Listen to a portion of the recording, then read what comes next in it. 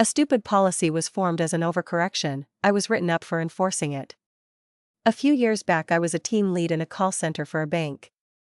Our building was secure, but policy required any personal information for ourselves or customers be locked up along with the obvious things like passwords anytime we weren't at our desks.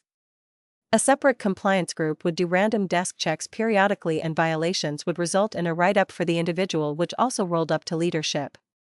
Us team leads were responsible for completing the checks and were frustrated despite our being the ones responsible for the nightly desk checks.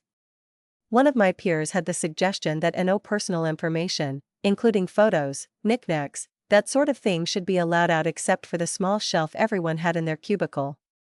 The person making this suggestion was a friend and was one of the closers who had to do these checks on a regular basis. I was not and only had to do these on weekends. I said something to the effect of "That's the dumbest fucking thing I've ever heard.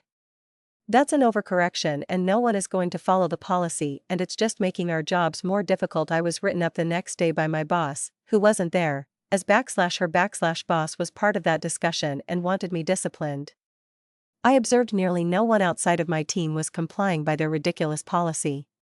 That Saturday when it was my turn for desk checks I wrote a detailed breakdown of every single violation.